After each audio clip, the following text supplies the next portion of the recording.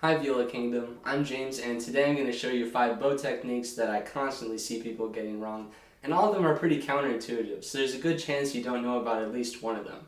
Now obviously I'm a violist, but a lot of these are also very applicable to violin. So the first technique is pretty simply getting a good sound out of your instrument. So something I used to do is try really hard to get a good sound out of the string by pressing really hard. This is actually exactly the opposite of what you want to do. If you press really hard into the string, it actually kills the vibrations. Ugh.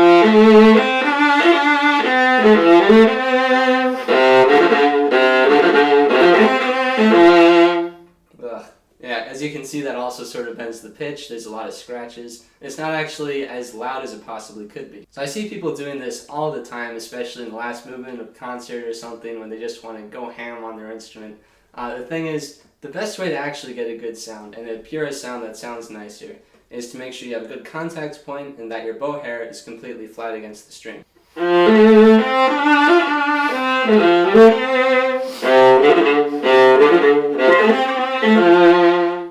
Not only is that louder, it sounds a lot more beautiful. The second technique I want to talk about is portato, using it way too often and doing it the wrong way. Portato is indicated by dashes underneath the slur, and I like to perform it by having my bow in constant motion and using my first finger to create syllables.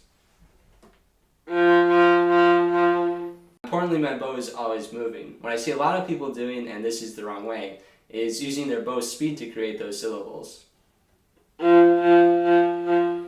It's kind of an airier sound, and it's technically staccato, just staccato with the full length of the note. You would only play this if you see it indicated by dashes and dots underneath the slur.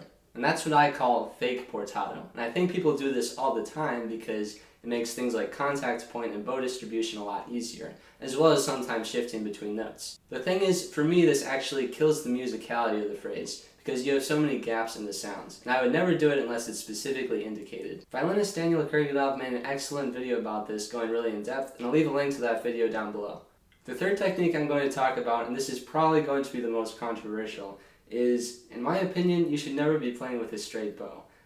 So I spent many years trying to make a straight bow work, and it was always very frustrating because I had a lot of issues happen, and I'll explain those. So let's say I'm trying to play with a perfectly straight bow, and I get to the tip.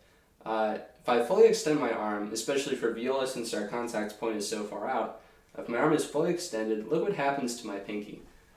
So as you can see, it's gone completely straight. You should have your pinky curved if possible at all times. And also when I do this, my thumb and my first finger are sort of dropping the bow. That's really dangerous. You could actually drop your bow, and that's happened to me before. Also, when you change directions, you're going to have to readjust your grip. That'll probably cause a break in the sound. Also, when you get to the frog, it's going to be really hard to change directions without making some kind of disgusting crunch. And that's what would always happen to me. So I tried practicing playing at the bow softly all the time. It was super difficult, but sometimes I got it in practice. Performances, never. So I'd always ended up avoiding the lower half of the bow entirely, which limited a lot of what I could do. So a few years ago, when I was trying to figure out how to make my bow arm somehow work, I watched a lot of YouTube videos, and I realized that all my favorite violists and violinists didn't play with a straight bow. The motion of their bows are actually more like an arc. So to do this, you start with your frog facing away from the bridge. As you get towards the middle and third quarter of the bow, it becomes parallel about here for just an inch, and then as you approach the tip faces away from the bridge. In the opposite direction, you start with the tip where the down bow left off. The tip faces away from the bridge towards the third quarter or the middle, then it becomes parallel, and as you get to the frog faces away. The point where the bow becomes parallel to the bridge is going to be different for everyone depending on the length of your arm. So I know what you're probably thinking. Why did your very first teacher tell you to play with a straight bow all the time? This is still a pretty relatively straight bow for a beginner.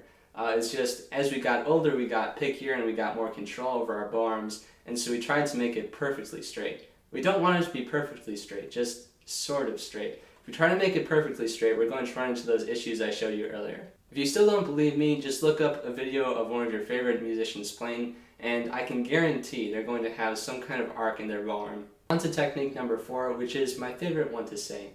Chicken wing string crossings. This one looks really ridiculous when people do it in performances, and they're probably not aware of it. So hopefully you're not one of those people. But basically, this is what it looks like.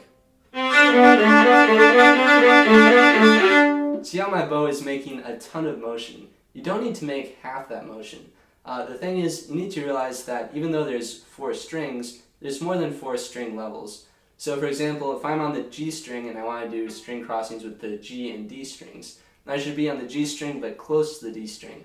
You could be perfectly centered or close to the C string, or anywhere in between. There's basically infinity points on where your bow could be on the instruments. So it's best to have your bow on the lowest string of your string crossings, then use your wrist to jump over to the higher string. I like to practice this by doing 2 strings all the time. Then the lower string the whole time. And finally as you would normally play it. See how little motion I have to make with my arm. And it's okay if that still sounds a little bit double stoppy as long as you can tell what the rhythm is supposed to be. No matter what, it's a lot better than dramatically flapping your arms like a chicken on stage. The final technique I want to talk about today is spiccato, specifically which muscles you use for spiccato. So you would think with spiccato being such a light and delicate stroke that you would want to use your wrist and finger muscles. The thing is, if you use that, then this is how it turns out. See how the down bows and up bows sound completely different? Your contact point is changing with every note. So I tried to play that way in a master class in the fall, and it was actually a little bit worse because I was also nervous. What the instructor told me was to use my bigger muscles for the spiccato motion while keeping my wrist and fingers not tense but firm. That way your contact point stays basically the same. After working on my spiccato and keeping that in mind for about a week, I was actually able to nail that excerpt in my audition. That's the thing about a lot of these techniques I've talked about today. Half the battle is just understanding them, and then you're already so much closer to performing them well. Well, if you made it to this point of the video, I sure hope you learned something. And if you did, please hit the thumbs up button down below. Subscribe if you want to see more viola contents. Till next time, Viola Kingdom, Viola King out.